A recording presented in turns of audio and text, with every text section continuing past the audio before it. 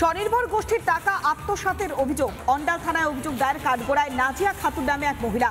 CPM নেতৃত্বেও Andal থানায় বিক্ষোভ দেখায়। বিচার চেয়ে অন্ডাল থানায় বিক্ষোভ। অভিযোগ যদি অস্বীকার করেছেন অভিযুক্ত মহিলা।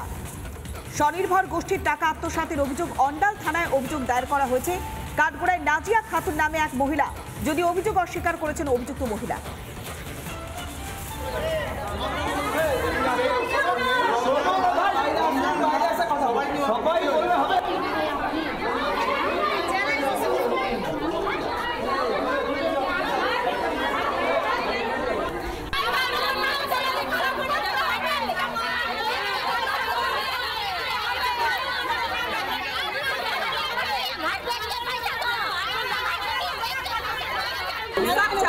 কিসের ইনসাফ? আমাদের পয়সা সব চাঁদনিরা খেয়ে নিয়েছে। কিসের পয়সা এটা? ওটা 10 গ্রুপের পয়সা। হ্যাঁ 10 গ্রুপ। আচ্ছা, কি হয়েছিল? কি হয়েছিল, আমরা 18 মাস থেকে জমা দিয়েছিলাম পয়সা। 18 মাস থেকে জমা দিয়ে তারপরে 19 মাস হয়েছে, তখন আমরা বললাম, যখন জানতে পারলাম তখন আমরা বললাম আমাদেরকে খাতাটা দাও, আমরা পয়সা জমা করাবো। তো ও বললো কি খাতা একটু পরে নিয়ে যাবে। তারপরের দিন গেলাম, খাতা 2 পান্না ফাড়া আছে, মধ্যেকার সিন কিছুই নাই, যে আমি জানি না তো, আর পয়সা তোমরা দাওনি, তোমরা ভরো। ভিডিও গেছিলাম। কি বলেছিল ভিডিও? ভিডিও তো বলছে হাত তুলে দিচ্ছে, বলছে আমরা পারবো না, তোমরা যা পারছো করে নাও। অভিযোগ পাল্টা অভিযোগকে কেন্দ্র করে তুঙ্গে উঠেছে রাজনৈতিক তরজা। বিজেপি, তৃণমূল এবং সিপিএম একযোগে কি বলছে শুনুন। কমপ্লেন তো করতেই পারে, সেটা বড় জিনিস নয়, কিন্তু আমাদের মেন উদ্দেশ্য ছিল এই লোনের সঙ্গে তো আমাদের কেউ যুক্ত নেই। তো মহিলারা নিয়েছে, মহিলারা দিয়েছে, কার হাতে দিয়েছে, তো ব্যাংকে লোনটা পরিশোধ হয়নি, তার জন্য কিন্তু ওই মহিলারাই দায়ী। তো আইনি প্রসেসে গেলে পরে এতে কেস ফেস হবে, এটা হতেই পারে।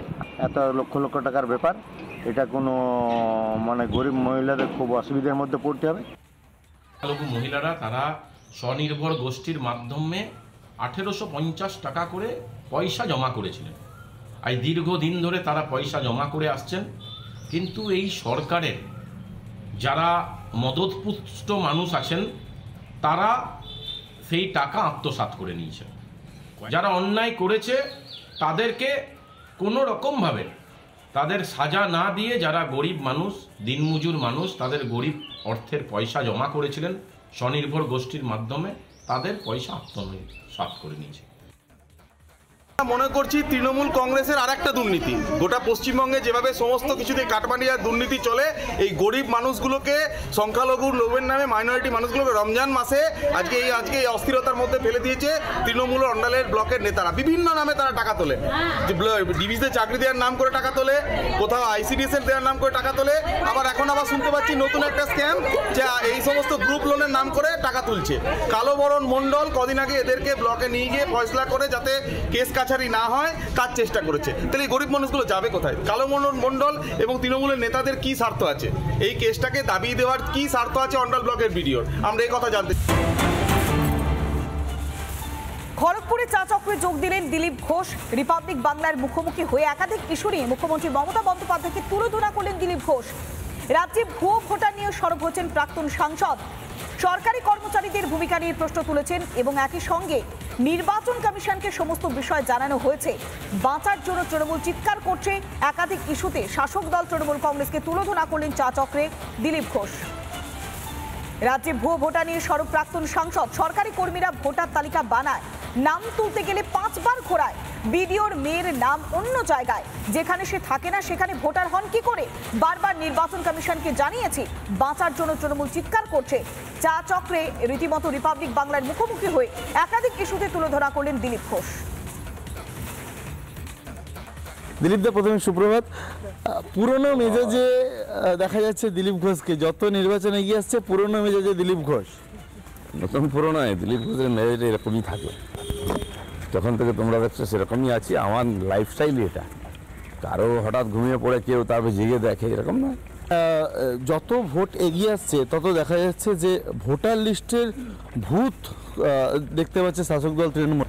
রাজ্য সরকার কর্মচারীদের দিয়ে ভোটার লিস্ট বানায়, কমপ্লেন করলেও শোনে না, নতুন নাম উঠে গেলে 5 বার ঘোরায়।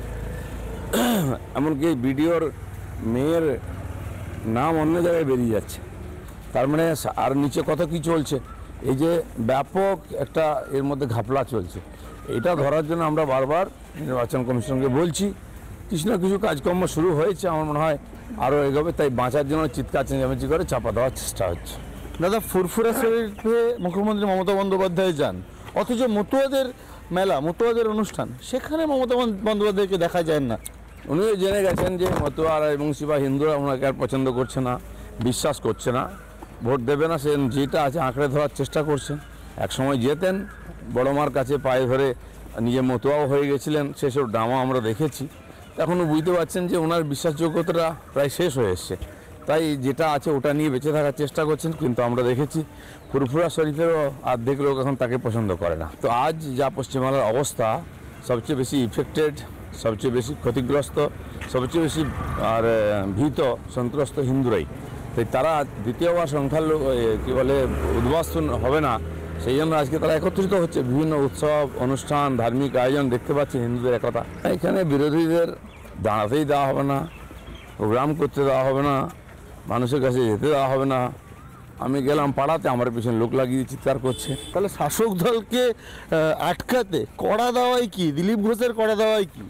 দিলীপ ঘোষের যে দাওয়াই সবাই জানে, সেই দাওয়াইয়ের জন্যই এখানে 41% ভোট আমরা পেয়েছিলাম 19 সালে। তো সেই প্রায় 40%-এর কাছাকাছি ভোট আমাদের কাছে আছে, লোকে বুঝে গেছে বিজেপির মাধ্যমে পরিবর্তনটা হবে আর অপশাসন দূর হবে। এবারে কি মনে হয় দাদা যে সংখ্যক এমএলএ আপনারা গতবার করেছিলেন, এবার সেই সংখ্যাটা বাড়বে? প্রত্যেকবারেই বাড়ছে। আমি যখন প্রেসিডেন্ট হলাম তার আগে শ্রমিকদা একা জিতেছিলেন, তার আগে বাদলবাবু জিতেছিলেন, কিন্তু প্রথম নির্বাচনে আমরা 3 জন এমএলএ জিতি, ও তারপরে জাম্প করে 77-এ যায়। তো বুঝতেই পারছেন দরগোড়ায় এসে গেছি আমরা, পুরো হয়ে যাবে এবারে। নানা ধরনের কন্টেন্ট দেখার জন্য লাইক করুন, শেয়ার করুন আমাদের ফেসবুক পেজ, সাবস্ক্রাইব করুন আমাদের ইউটিউব চ্যানেল। পাশাপাশি অন্যান্য ব্রেকিং নিউজের জন্য অবশ্যই চোখ রাখুন রিপাবলিক বাংলায়।